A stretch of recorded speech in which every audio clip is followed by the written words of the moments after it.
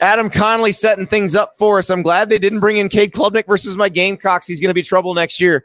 In the ACC Championship game, DJ Uyunglele started, but a very quick hook by Dabo Swinney after North Carolina forced a couple of 3-and-outs for like the first time all year. Cade Klubnik comes in and lights the Tar Heels on fire. 39-10 Clemson wins.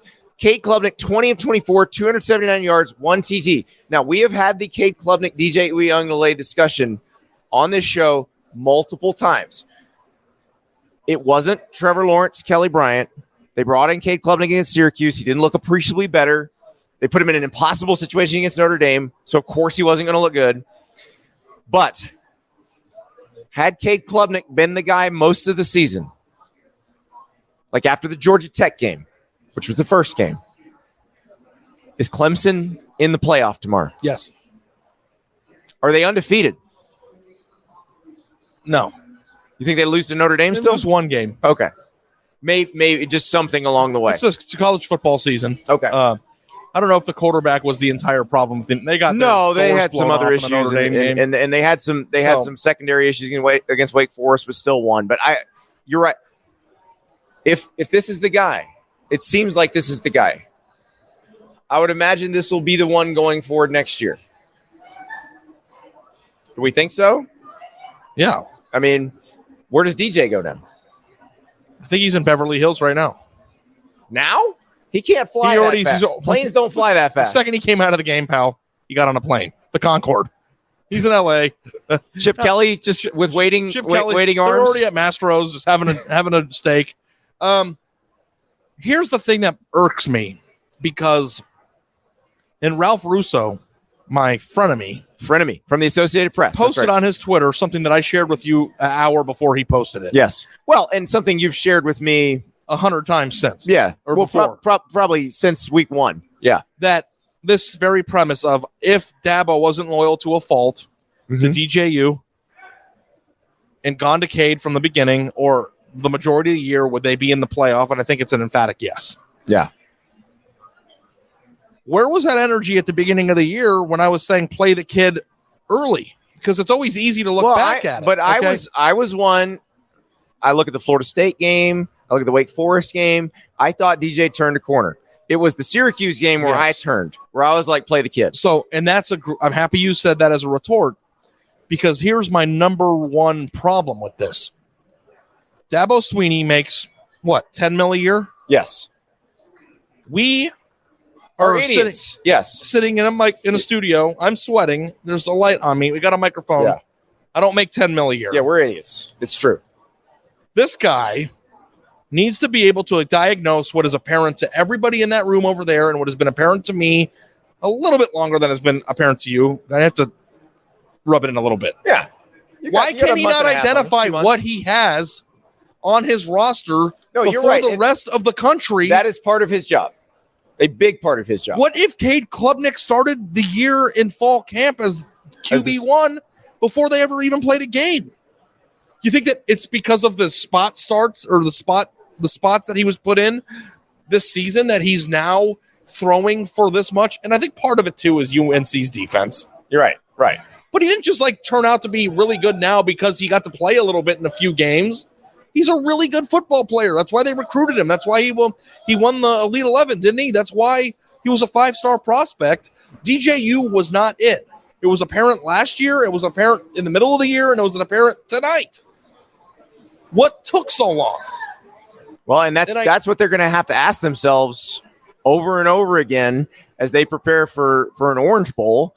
They probably don't want to be in. And I think, honestly, if you go back and you look since 2014 of the Alabamas, like this year's Alabama and then this year's Clemson and the Ohio State teams that missed the playoff, how many stubborn, easy fixes could you have made earlier in those seasons for those teams that missed it? These ultra-talented super teams that cost them a chance at making the playoff. Alabama, I don't know about. Because they've made it every year but one. But he also makes those changes pretty quickly and ruthlessly. But I mean, I covered Ohio State teams that had a lot of changes to be made that weren't made. Right. And it took a loss to make them, and it cost them their seasons because there was stubbornness involved in what needed to be changed. And it's like Clemson. Justin Fields says hello. Clemson Not for Ohio State, but for Georgia. Let me ask you this, just to fire the people up a little bit here, Hal. That Clemson team that we saw today versus that TCU team that we saw today on a neutral field with Cade Klubnik starting, who you got? Ooh. I still think that's a good game. I still think Probably TCU has a really good chance to win that game. But we shouldn't be talking about Alabama in this context. We should be talking about Clemson in this context. Yeah. Which is what team goes in at 4 or the 4th team in. Right. And we're not talking about them at all because we saw them get dump trucked by Notre Dame and we saw them lose to South Carolina. How many incompetent drives did they have in the South Carolina game? Oh, yeah. I mean. And they lost by 1, right? Right. So you have a whole offseason and an Orange Bowl to think about it. It is truly amazing that we're here. And, now Clemson has to figure out that, they obviously are going to keep recruiting great quarterbacks. Now Cade Klubnik has to keep the job. But, yeah, you just wonder if just even after the Syracuse game, they just said, all right, going with the kid. That's it. Well, it's like, yeah, I mean, that's it. So, hard decision to make. Easy in hindsight. I thought it was very apparent who DJ is. And like the thing that's hardest about DJ, and you'll be the first to point this out, is there are times where he throws 5 perfect passes a game. Like you're just like, wow, that's beautiful. It's like the first play of the UNC game. It's like a 5-yard out, and he threw it 4 yards short and 4 yards. I was like, what are we doing? So anyway, Clemson is an interesting team, and I'm excited to see how they progress into the future. But this could have been a playoff team, and I don't know. Is this the first time in the history of the CFP that we have only 2 conference champions out of the 4? I believe. Well, no, because Notre Dame's made it. Notre Dame's made it once or twice. Sorry. Did Notre Dame make it in the year when? No, didn't they make it the year they went in the ACC? They didn't win the ACC. They were not the conference champion, right. but everybody else was. And then when Notre Dame made it in 2018, everybody else was conference champion. And Alabama made it as a non-conference champion in 17, but everybody else. This is the first time. Yeah. So now, here's another intriguing thing about Clemson and this Clemson team, and because we can agree that after tonight, the change was made. If this was the 12-team playoff, if it were starting this year instead of 2024, Clemson comes in as a 10 seed, and you are scared to death if you're hosting Clemson in round 1. And they put them against who'd be the 11th seed? No, they would be playing the 7. Yeah. So some team like Penn State or something.